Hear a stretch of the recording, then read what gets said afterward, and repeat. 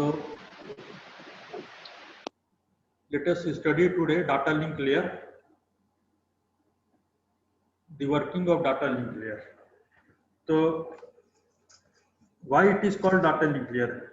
I had told earlier that there are 7 layers in OSI reference model. Bottom most is called physical layer. Second bottom most layer is called data link layer. Why the name is data link layer?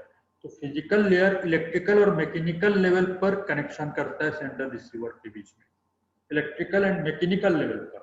लेकिन data link layer ये data level पर connection करता है. Data level माने bit level पर, तो इसलिए इसको कहा जाता है data link layer. This is very important to remember. Why name is data link layer? Because it connects sender and receiver at data level. So this is important thing. So coming on the work of duties of data link layer, so first and foremost important duty of data link layer is framing. Framing मतलब क्या होता है? जैसे कि ये कोई तस्वीर है, उसको हम लोग फ्रेम करते हैं, लकड़ी का उसके चारों तरफ फ्रेम लगाया जाता है. Just like that. जैसे कि 1010 is the packet, 1010 is the packet. तो इसके आगे और पीछे ये अपने कुछ बिट्स ऐड करता है. जैसे कि 10 और 10 हेडर, इसको कहेंगे, इसको ट्रेलर. ये 1010 ओरिजिनल पैकेट था, उसके पहले और उसके बाद में अपने अपने कुछ बिट्स ऐड किया, इसलिए इसको कहा जाता है फ्रेमिंग. और header trailer, I told earlier that all the layers add either header और ट्रेलर. सभी लेयर्स या तो हेडर ऐड करते हैं या ट्रेलर ऐड करते हैं, मैं बताया था पहले.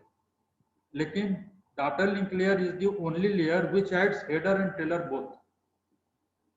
Data link layer header trailer दोनों ऐड करता है. क्लियर? तो this is the work of data link layer, framing. Second important work of data link layer is line discipline. जैसे कि एक ही मिठाई को 2 लोग खाना चाहते हैं, तो उनमें कोई अंडरस्टैंडिंग होगी कि हम लोग आधा आधा खाएंगे, ओके, या कुछ भी.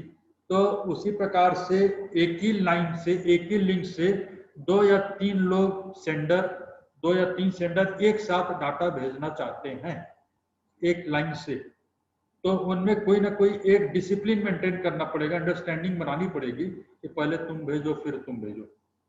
Okay, so there are 3 types of algorithms or methods for maintaining line discipline among the competitor senders. So one is called CSMA-CD protocol, second is called Aloha protocol, third is called slotted Aloha protocol.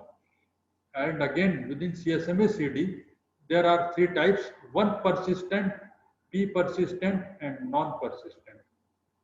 तो CSMA-CD के अंदर भी 3 types हैं. CSMA-CD का full form है carrier sense multiple access.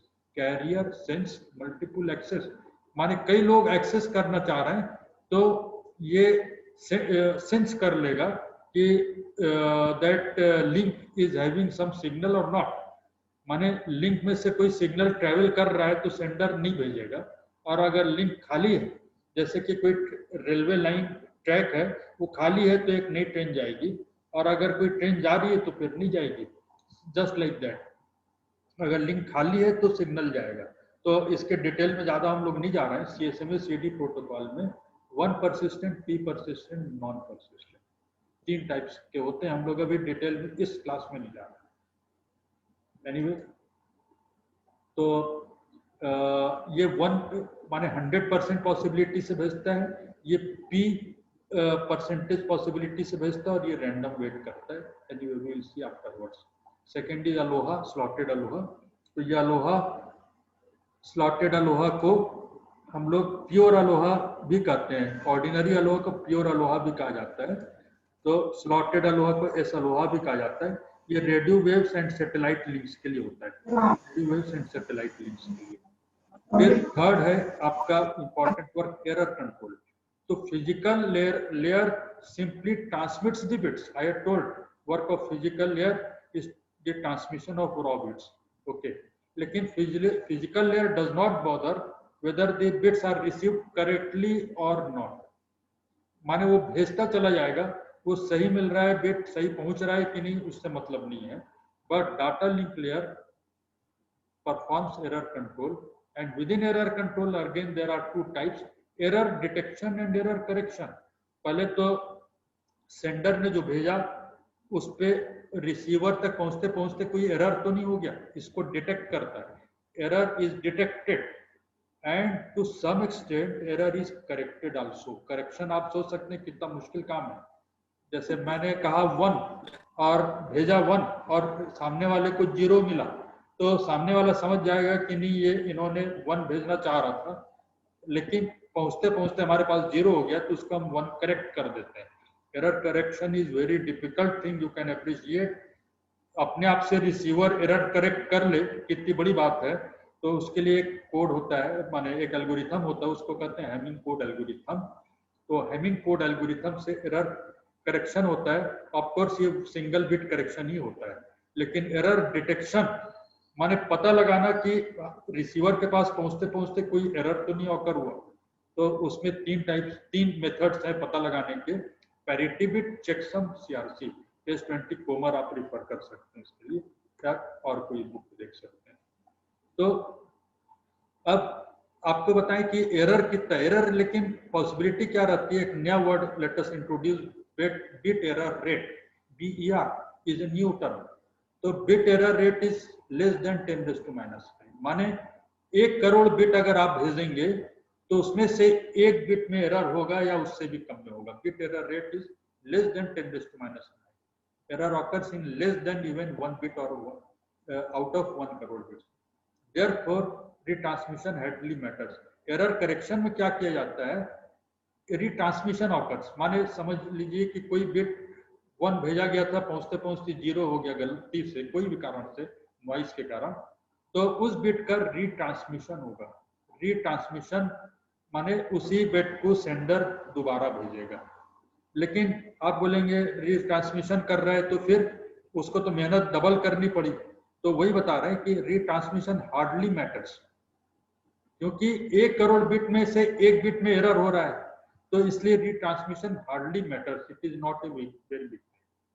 तो okay, after that let us come on flow control. This is another work. Suppose at sending end there is a super computer, at receiving end there is a ordinary PC personal computer. So of course supercomputer will send at very fast speed, will pump out the data at very fast speed, which is not possible to receive with that speed by the receiver. Receiver उस speed से grasp नहीं कर सकता है, तो data link layer बोलेगा कि तुम स्लो भेजो। तो in this way flow control is imposed। और फ्लो कंट्रोल के भी 2 मेथड्स हैं, stop and wait protocol and sliding window protocol. तो हम लोग बाद में देखेंगे। और स्लाइडिंग विंडो प्रोटोकॉल में भी 2 मेथड्स हैं, एक है गो बैक इन और दूसरा है सेलेक्टिव रिपीट। और सेलेक्टिव रिपीट के अंदर विदाउट NAK माने negative acknowledgement and with NAK। Anyway we will discuss some time later. And 5th important work is physical addressing. This is also done by data link layer. इसके अंदर होता है MAC address, medium access control. तो physical address एक तरह का एक computer का एड्रेस रहता है। IP address is called logical address, हम लोग पढ़ेंगे। ये नेटवर्क लेयर का काम होता है। IP address is given by network layer, physical address is given by data link layer, and this is also called MAC address. Logical address और IP address एक है, फिजिकल एड्रेस और MAC एड्रेस एक है। ओके, जैसे phone में भी IMEI number रहता है, वो आप समझ सकते हैं कि फिजिकल एड्रेस है, लेकिन मोबाइल नंबर जो है वो IP एड्रेस है, आप समझ सकते हैं। तो अब इसमें हम लोग देखेंगे कि आपको बताए थे there are 7 layers in OSI reference model. Physical layer, second is data link layer, third is network layer etcetera. But data link layer के ऊपर में वर्क इतनी ज्यादा बढ़ गए कि data link layer is again sub divided in 2 sub layers, and that is called, one is called logical link control LLC, second is called MSC, medium access control. तो आपको बताए थे नेटवर्क स्टैंडर्ड्स वाले मेरे यूट्यूब लेक्चर में दिया हुआ है नेटवर्क स्टैंडर्ड्स, उसमें IEEE इज स्टैंडर्डाइजिंग बॉडी। तो IEEE 802.1 ये किसी और चीज का स्टैंडर्ड है, IEEE 802.2 is the standard for HDLC, which is provided by LLC only. LLC and I 802.3 is the is CSMA CD protocol जो यहाँ पर हम लोग अभी देख रहे थे ऊपर में CSMA CD प्रोटोकॉल और ये CSMA CD protocol is used in Ethernet based LANs which is very important thing. This is provided by MSC sublayer. और आपको अलोहा के बारे में बताया कि radio active satellite link layer के लिए होता है. तो this is all about data link layer. I think it is clear to you.